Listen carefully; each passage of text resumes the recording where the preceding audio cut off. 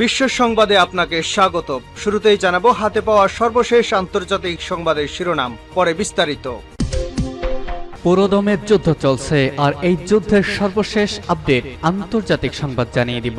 শুরুতেই থাকবে রাইসির জানাজায় যোগ দিয়ে যা বললেন হামাস প্রধান হানিয়া। এরপর জানাবো রাইসির মৃত্যুতে থেমে যাবে কি ইরানের পরমাণু কর্মসূচি, থাকবে প্রতিবেদনে। আরও থাকবে রাফা শহরের আরও ভেতরে ঢুকেছে ইসরায়েল। অন্যদিকে ইউক্রেনের জ্বালানি স্থাপনায় রাশিয়ার ভয়াবহ হামলা, বিদ্যুৎ বিচ্ছিন্ন 5 লাখ গ্রাহক। এদিকে ভারতের নির্বাচন, ভোট পরবর্তী সহিংসতায় উত্তপ্ত গোটা ভারত। এবং সর্বশেষ জানিয়ে দিব ভিয়েতনামের নতুন প্রেসিডেন্ট তো লাম। রাইসির জানাজায় যোগ দিয়ে যা বললেন হামাস প্রধান হানিয়া। ইরানের প্রেসিডেন্ট ইব্রাহিম রাইসির জানাজায় যোগ দিতে তেহরান পৌঁছেছেন হামাস প্রধান ইসমাইল হানিয়া। তিনি তেহরান বিশ্ববিদ্যালয়ে অনুষ্ঠিত রাইসির জানাজায় বলেন, আমি ফিলিস্তিনি জনগণের পক্ষ থেকে গাজার প্রতিরোধ আন্দোলন হামাসের পক্ষ থেকে সমবেদনা জানাতে এসেছি। তিনি বলেন, পবিত্র রমজান মাসে তেহরানে প্রেসিডেন্ট রাইসির সাথে আমি সাক্ষাৎ করেছিলাম। তখন প্রেসিডেন্টকে বলতে শুনেছি যে ফিলিস্তিন ইস্যুটি বর্তমানে মুসলিম বিশ্বের অন্যতম প্রধান ইস্যু হয়ে দাঁড়িয়েছে। হানিয়া বলেন, ফিলিস্তিনকে মুক্ত করার জন্য মুসলিম বিশ্বকে অবশ্যই তাদের দায়িত্ব পালন করতে হবে। এ সময় গত 7 অক্টোবর দক্ষিণ ইসরায়েলে হামাসের হামলায় জায়নবাদী সত্তার হৃদয়ে ভূমিকম্প শুরু হয়ে গিয়েছিল বলেও মন্তব্য করেছেন তিনি। রাইসির মৃত্যুতে থেমে যাবে ইরানের পরমাণু কর্মসূচি। ইরানের প্রয়াত প্রেসিডেন্ট ইব্রাহিম রাইসি ও পররাষ্ট্রমন্ত্রী হোসেন আমির আবদুল্লাহিয়ানের আকস্মিক মৃত্যুর শোকে পুরো বিশ্ব যখন স্তব্ধ, তখনই ইরানের ভবিষ্যৎ নিয়ে নানা হিসাব নিকাশ করছে বসেছে শত্রু দেশগুলো। আলোচনায় আসছে ইরানের সরকার, পররাষ্ট্রনীতি, মধ্যপ্রাচ্যের আধিপত্য, চীন, রাশিয়া কিংবা উত্তর কোরিয়ার সঙ্গে সম্পর্কের বিষয়। এসবের পাশাপাশি ইরানের কর্মসূচি বা পরমাণু কর্মসূচির বিষয়টি নিয়েও কথা বলা হচ্ছে। রাইসের মৃত্যুতে পরমাণু শক্তিধর রাষ্ট্র হওয়ার যে স্বপ্ন ইরান এতদিন ধরে রেখেছে বা দেখিয়ে আসছে, তা মুখ থুবড়ে পড়বে নাকি সব বাধা পেছনে ফেলে শত্রুর চোখে চোখ রাঙিয়ে এগিয়ে যাবে তেহরান? এই প্রশ্ন বড় হয়ে দেখা দিয়েছে। শীর্ষ নেতাদের মৃত্যুর খবর সামনে আসতেই ইরানের ভবিষ্যৎ নিয়ে বেশ কয়েকজন বিশেষজ্ঞদের সঙ্গে কথা বলেছে ইসরায়েলি সংবাদ মাধ্যম জেরুজালেম পোস্ট।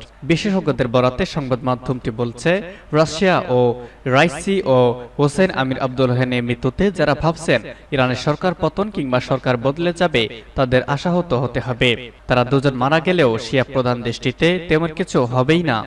রাইসম্যান বিশ্ববিদ্যালয়ে ইরানি প্রভাষক মীর জাফরুদ্দাফার বলেছেন, রাইসির মৃত্যু ইরানের সরকার পরিবর্তনে কোনো ভূমিকা রাখবে না। যতটা প্রভাব পড়বে তা তাদের দেশের ভেতরেই সীমাবদ্ধ থাকবে।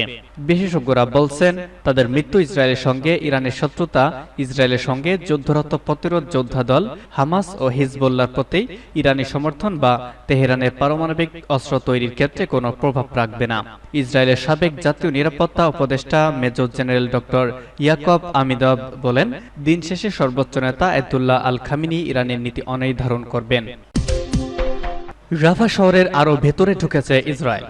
ফিলিস্তিনের অবরুদ্ধ গাজা উপত্যকার রাফা শহরের আরো ভেতরে ঢুকেছে ইসরায়েলি সেনাবাহিনী। ড্রোন, হেলিকপ্টার, যুদ্ধবিমান এবং ট্যাঙ্ক থেকে রাতেই সেখানে ব্যাপক হামলা চালিয়েছে সেনারা।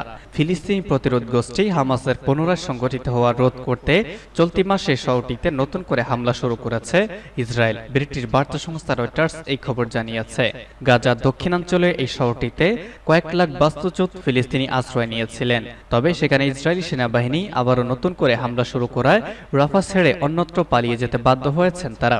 এমনকি গাজায় ত্রাণ প্রবেশের প্রধান প্রবেশদ্বারগুলো বন্ধ করে দিয়েছে সেনারা। সেখানে ব্যাপক প্রাণহানি ও দুর্ভিক্ষের আশঙ্কা দেখা দিয়েছে। ইসরায়েল বলেছে, তারা বিশ্বাস করে রাফাতে হামাস যোদ্ধাদের শেষ ব্যাটালিয়নটি আশ্রয় নিচ্ছে, তাই সেখানে হামলা চালানো ছাড়া তাদের আর কোনো বিকল্প নেই। স্থানীয় বাসিন্দা ও সশস্ত্র যোদ্ধারা বলেছেন, রাফাতে একটি নতুন অবস্থান নিয়েছে ইসরায়েলি ট্যাঙ্কগুলো।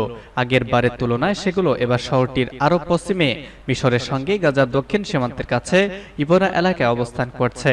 তবে পাল্টাপাল্টি লড়াইয়ের কারণে এখনও রাফা প্রাণ কেন্দ্রে প্রবেশ করতে পারেনি সেনারা। হামাসের সশস্ত্র শাখা বলেছে, মিশরের সীমান্তবর্তী বেড়া বরাবর একটি গেইটে ট্যাঙ্ক বিধ্বংসী রকেট দিয়ে ইসরায়েলের 2টি সাজোয়াজানে আঘাত করেছে তারা। ফিলিস্তিনি বাসিন্দারা জানিয়েছেন, ড্রোন ব্যবহার করে ইবোনা শহরতলিতে গুলি চালাচ্ছে ইসরায়েল। নাম প্রকাশে অনিচ্ছুক এক বাসিন্দা একটি চ্যাট অ্যাপে রয়টার্সকে বলেছেন, ড্রোন, হেলিকপ্টার, যুদ্ধবিমান এবং ট্যাঙ্ক থেকে থেকে রাতভর গোলাগুলি চলেছে। রাফা শহরের হামলার বিষয়ে ইসরায়েলি সেনাবাহিনীর সঙ্গে যোগাযোগ করা হলে তাৎক্ষণিকভাবে কোনো সাড়া পাওয়া যায়নি। এর আগে গতকাল একটি ব্রিফিংয়ে ইসরায়েলি সামরিক বাহিনী বলেছিল, ইসরায়েলি সেনারা গাজা উপত্যকা জুড়ে প্রায় 70টি সন্ত্রাসী লক্ষ্যবস্তুকে ধ্বংস করেছে। এর মধ্যে সামরিক স্থাপনা, অস্ত্রের গুদাম, ক্ষেপণাস্ত্র লঞ্চার এবং পর্যবেক্ষণ পোস্ট ছিল। অভিযানে বেশ কয়েকজন যোদ্ধাকে হত্যা করার দাবিও করেছিল তারা। 7 অক্টোবর দক্ষিণ ইসরায়েলে হামলা চালিয়েছিল হামাস। ওই হামলায় 1200 ইসরায়েলি নিহত হন। তখন আরো প্রায় 250 জনকে জিম্মি করে গাজায় নিয়ে যান সশস্ত্র যোদ্ধারা। এর প্রতিক্রিয়ায় ওই দিনই অঞ্চলটিতে পাল্টা হামলা শুরু করে ইসরায়েল। গাজার স্বাস্থ্য মন্ত্রণালয়ের মতে যুদ্ধে এখনো পর্যন্ত 35,000-এর বেশি ফিলিস্তিনি নিহত হয়েছেন। এ সময় আরো 10,000 মানুষ নিখোঁজ এবং ধ্বংসস্তূপের নিচে আটকা পড়েছেন বলে ধারণা করা হচ্ছে এবং প্রায় 90,000 ফিলিস্তিনি আহত হয়েছেন। ইউক্রেনের জ্বালানি স্থাপনায় রুশ হামলা, বিদ্যুৎ বিচ্ছিন্ন 5 লাখ গ্রাহক। ইউক্রেনের জ্বালানি স্থাপনায় আবারও হামলা করেছে রাশিয়া। মঙ্গলবার রাতভর সুমি অঞ্চলের জ্বালানি স্থাপনায় এই হামলা চালিয়েছে দেশটি। এতে প্রায় 5 লাখের বেশি গ্রাহক বিদ্যুৎ বিচ্ছিন্ন হয়ে পড়েছেন। আজ এই তথ্য জানিয়েছে দেশটির জ্বালানি মন্ত্রণালয়। ব্রিটিশ বার্তা সংস্থা রয়টার্স এই খবর জানিয়েছে। আজ সকালের মধ্যেই বেশিরভাগ স্থানে বিদ্যুৎ সরবরাহ সচল করা হয়েছে বলে জানিয়েছে জ্বালানি মন্ত্রণালয়। এই হামলার কারণে চেরনিহিভ এবং খার্কিভ অঞ্চলেও বিদ্যুৎ সরবরাহ প্রভাবিত হয়েছিল। সেখানেও তা পুনরুদ্ধার করা হয়েছে। আঞ্চলিক কর্তৃপক্ষ জানিয়েছে, হামলায় ব্যবহৃত 7টি রুশ ড্রোন গুলি করে ভূপাতিত করেছে ইউক্রেনের বিমান বাহিনী। ভারতে নির্বাচন, ভোট পরবর্তী সহিংসতায় উত্তপ্ত বিহার। ভারতে লোকসভা নির্বাচনে 5ম দফা ভোটের পর স্থানীয় সময় সকালে রণক্ষেত্রে রূপ নিল বিহারের সারন এলাকা। এদিন দফায় দফায় বিজেপি ও আরজেডি কর্মীদের মধ্যে সংঘর্ষের ঘটনা ঘটে। এ সময় একে অন্যকে লক্ষ্য করে গুলি ছোড়ে। এতে একজন নিহত ও বেশ কয়েকজন আহত হন। গুরুতর আহতদের স্থানীয় হাসপাতালে ভর্তি করা হয়েছে। পরিস্থিতি সামলাতে ঘটনাস্থলে পুলিশ বাহিনী পৌঁছেছে। সহিংসতা যাতে অন্যত্র ছড়িয়ে না পড়ে সেজন্য 2 দিন সেখানকার ইন্টারনেট সেবা বন্ধ করে দিয়েছে প্রশাসন। 5ম দফার ভোট শেষ হওয়ার আগে সফরবার একটি বুথে গিয়েছিলেন লালপ্রসাদ যাদবের মেয়ে তথা সারনের আরজেডি প্রার্থী রোহিণী আচার্য।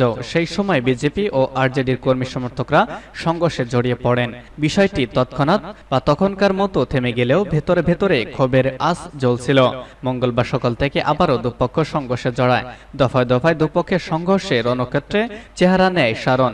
অভিযোগ, এই সংঘর্ষ চলাকালে দুই পক্ষই পরস্পরকে লক্ষ্য করে গুলি চালায়। এতে গুলিবিদ্ধ হয়ে মৃত্যু হয় এক ব্যক্তির। স্থানীয়দের অভিযোগ, বুথে জোর করে ঢুকে পড়েছিলেন রোহিণী। শুধু তাই নয়, তার সমর্থকরা ভোটারদের সঙ্গে দুর্ব্যবহার করেছেন। এবং সর্বশেষ থাকবে ভিয়েতনামের নতুন প্রেসিডেন্ট তো লাম। ভিয়েতনামের নতুন প্রেসিডেন্ট হলেন তো লাম। দেশটির ক্ষমতাসীন কমিউনিস্ট পার্টি গত সপ্তাহে তো লামকে প্রেসিডেন্ট পদে প্রার্থী হিসেবে মনোনীত করেছিল। তারপর গোপন ব্যালটের নামে মনোনয়নকে অনুমোদন করে একটি প্রস্তাব পাশ হয়। তখন থেকে রাষ্ট্রপ্রধানের পদে লামই ছিলেন একমাত্র প্রার্থী। প্রেসিডেন্ট নির্বাচিত হওয়ার পর পার্লামেন্টে তো লাম বলেছেন তিনি দৃঢ় অবিচলভাবে দুর্নীতি বিরুদ্ধে লড়াই চালিয়ে যাবেন। এর আগে জননিরাপত্তা মন্ত্রী হিসেবে তো লাম দেশটির দুর্নীতি বিরোধী অভিযানে সামনে থেকে নেতৃত্ব দিয়েছেন। জ্বলন্ত চল্লি নামে পরিচিত পাওয়া এই অভিযান ব্যাপকভাবে ছড়িয়ে পড়া দুর্নীতি সমূলে উৎপাটনের লক্ষ্যে পরিচালিত হয়েছিল। তবে সমালোচকরা এই অভিযানকে রাজনৈতিক প্রতিদ্বন্দ্বীদের আড়ালে ঠেলে দেয় উপায় হিসেবে ভেবে দেখেছেন।